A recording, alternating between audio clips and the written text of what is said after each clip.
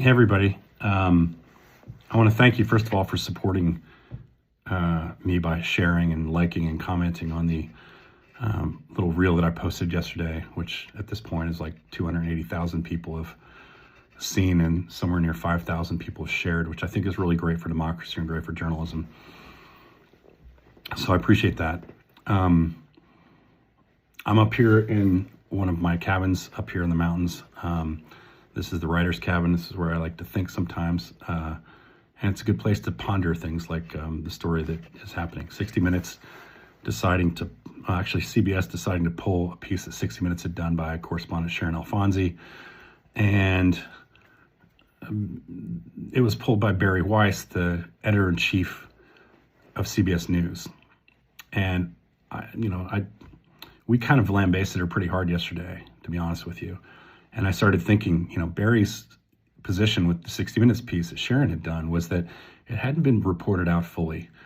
And the other side really didn't have a fair chance to answer questions. I don't have a direct line to Bari Weiss like Bari Weiss does apparently to the Trump administration and people like Stephen Miller and Donald Trump. Apparently that's the point she was making.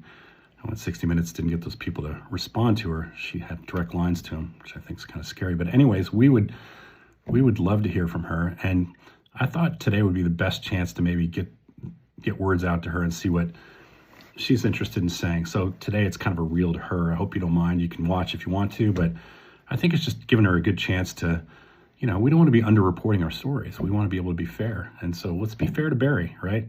So Bari, if you don't know me, I was there 10 years ago, 60 Minutes when I left after being there 15 years. I do understand you're the editor-in-chief of CBS News, so I'm sure you have a lot of knowledge about how the news business works. Let's talk about some of the things that I had questions about. How long do you think, Bari, that a story should be held when there's a question of people being sent to foreign countries known for torturing prisoners? How long are you comfortable with foreign deportees being tortured and away from their families and away from their home countries while you personally decide how much reporting is needed? A day, a week? Would it be a couple months? 2 months? Something to think about, I think. No sense of urgency with these types of stories on your end? When people are being detained in foreign countries they're not from, and some of them being beaten and raped? We did see that, actually. To those of you who aren't caught up, the 60 Minutes piece that was pulled apparently was sent to Global for distribution up in Canada. That's the story I'm hearing. I don't know if it's accurate or not, but it did show up, and it has a global chyron on the bottom right and was distributed, I think, on some of their online platforms. And the story's out there. It's all over the internet today. And I know that, Bari, I think your lawyers are trying to send cease and desist letters to put that toothpaste back in the toothpaste container. Good luck with that. That's going to be interesting to see how that goes for you. But I would like to know how long you think is okay for people to be tortured while you decide how long, to wait on a story. Number two, according to Sharon Alfonsi and some of the people at 60 Minutes who were dealing with this story internally, there were 5 screenings of Sharon's piece at 60 Minutes. 5. As a former producer there, I know that when you hit the 3 mark, that's a lot. So apparently they were being pretty darn careful for you to make sure that this story was accurate, and probably even giving more time to Homeland Security and those folks and ICE and everybody involved to get back to them. But 5 screenings. Did you attend any of those screenings at all? Here's a hint. A former 60 Minutes producer who asks those kinds of questions usually knows the answer before he asks them. But just let us know if you attended any of the 5 screenings before that piece aired or was supposed to air. I heard you didn't, but that you did see the broadcast pre-air, the one that had already been promoted and sent out to various affiliates and so forth, so that people would know it's on the air that night. And they sent that out, and then you pulled the piece, so it had already been promoted. But you did watch it online. Apparently 2 versions, links were sent to you, and you watched the piece twice on the weekend of it airing.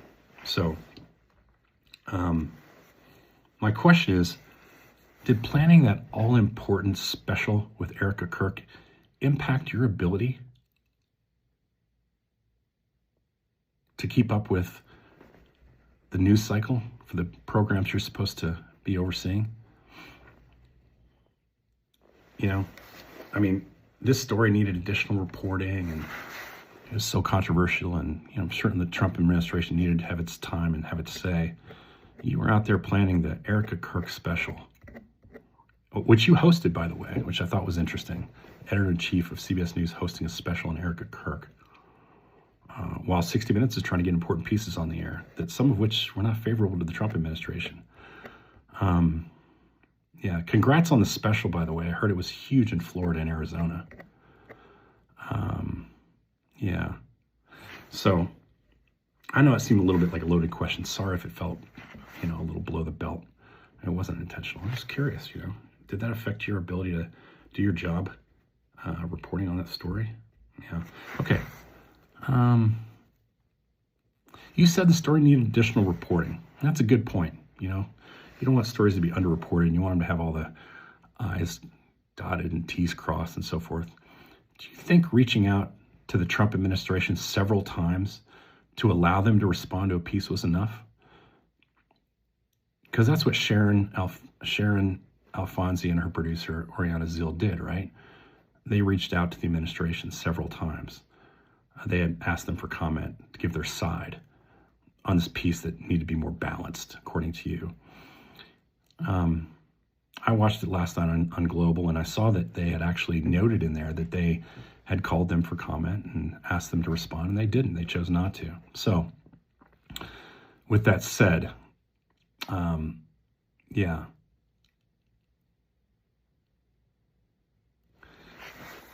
So if they didn't respond, do you think the piece is biased because they didn't respond? Because if that's the case, it might make it hard to get anything on the air, right? All Mr. Trump would have to do is not respond, and sort of presto, story gets pulled by you. So my question is, do you think that's good journalism going forward? Don't put a piece on the air because you think it's not balanced when people don't return your phone calls to sit down for an interview. Don't put it on the air, right? Till you get that balance. Just let them play it out as long as they want to. Sort of like the Epstein files, right? Don't report on anything. Don't figure it out. Just let them hold on to stuff until they decide that they want to give it to you, which might be never. So it's just something I'm wondering about, I know you're the editor-in-chief of CBS News, but a quick little credential check for me. How many Emmy Awards? How many Overseas Press Club Awards? How many Edward R. Murrow Awards? How many DuPont Awards from Columbia? How many Peabodys? How many Pokes do you have? Just ballpark. You don't need to be specific. I mean, you probably got so many that that you can't even remember. You probably have a room at your house that's full of these journalism awards. But if you don't have a lot, you should probably walk the correspondence row at 60 Minutes. Take a little look-see around the floor. And if you don't have as many, that's okay, but I'd reconsider in the future. Who's more qualified to judge when a story needs reporting, additional reporting, more reporting? Just saying, ma'am, respectfully. All right, here's one. You said the story you pulled needed this additional reporting, but Sharon Alfonsi said in her letter to staff 2 days ago, you wouldn't take her call before you pulled the piece to explain your decision. So my question is, how do you know what reporting she did if you didn't take her call to talk about it before you pulled the story from air? It needed more reporting? How do you know what reporting she did? You wouldn't talk to her?